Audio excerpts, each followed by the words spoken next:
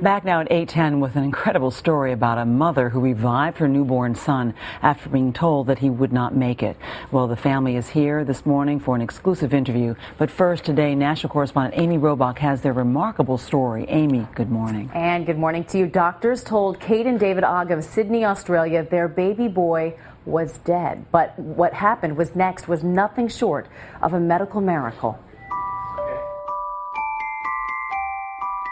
The birth of a baby, one of life's happiest moments. But for Kate and David Ogg, their elation came to a screeching halt after one of their twins, baby Jamie, born premature at 27 weeks, was pronounced clinically dead. Doctors told her, I said, Jamie didn't make it, we've lost him. The nurse handed the baby's limp body to his parents to say goodbye. But instead, the mother talked to her newborn when she could have been mourning him.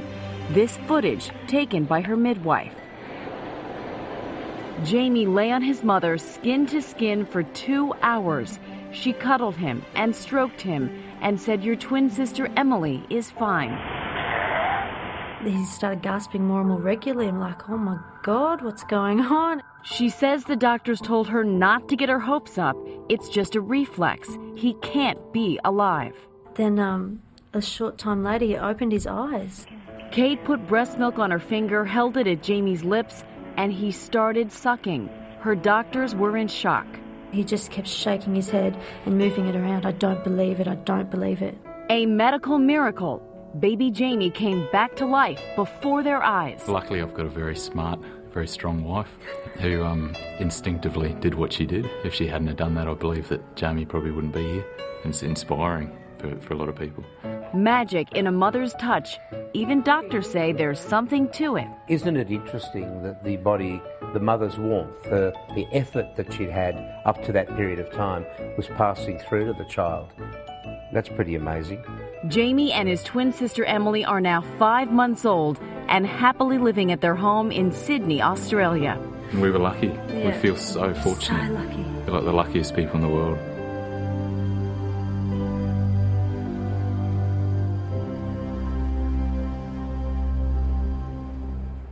A mother's touch, specifically holding a premature baby to her skin, is referred to in Australia as kangaroo care.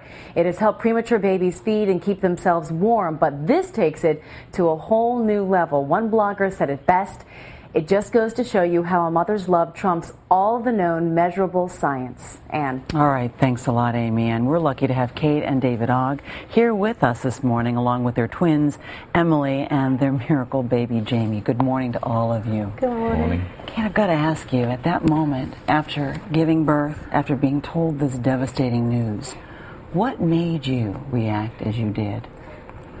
I'd carried him inside me for only 6 months, not long enough.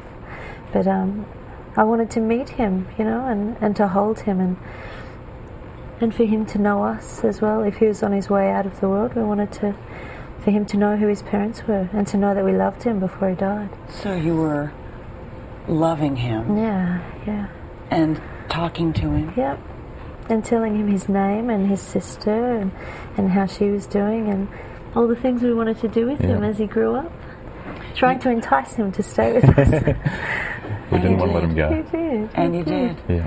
Had you known about kangaroo care, this idea, before? Yeah. I'd read about it a few years back, about a woman having a premature baby and your body kind of acting as an incubator to keep them warm, and you know, they come out of you and all of a sudden there isn't the warmth or the smell of their mother or the sound of their heartbeat.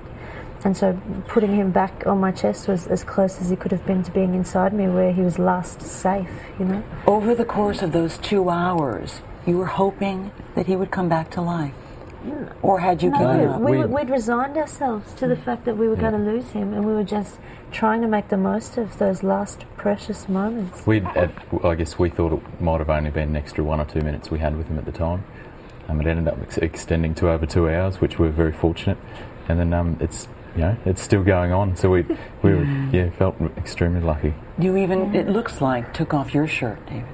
I did. Kate turned to me and said, "Rip your shirt off. Let's surround him with love and body heat," and that's what we did. We just wanted to give him as much warmth as we could. And feel us and smell us. You talked about in the tape hearing him start to gasp. The doctor said this is just a reaction. Yeah. This is not anything more than his body just sort of reacting. Yep.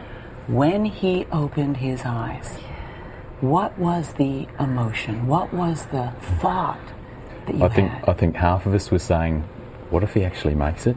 If he does, this will just be a miracle. The other half is saying, no, he's been declared dead. This is, it's purely reflex. And so then we thought, what a blessing, we get to see his eyes before he passes away. Yeah. And then they stayed open. Yeah, and he was lifting his head and he was grabbing my finger. Yeah. It was amazing. Yeah. And you have tears now just even thinking about it. Yeah. Because it was something that you never, at that moment, after 2 hours, thought would happen. Yeah. And you must have had to call the doctor in at that point? Yeah, well, he started making his first movements just 5 minutes after he'd been handed to us. But the movements were just getting stronger and stronger, and after 2 hours we thought, he's getting stronger, he's not dead. Eventually we fibbed to the doctor and said, because he wouldn't come back. We kept saying, he's doing things dead babies don't do. You might want to come and see this. And refused to believe that he was actually still alive. So David said, go and tell him we've come to terms with the baby's death. Can he just come and explain it? And that made him come back. Well, they look beautiful, both of them, Emily and Jamie. Thank you so much, both of you, for sharing your story. I'm sure you've inspired a lot of people this morning. Thanks very much. We're back right after this.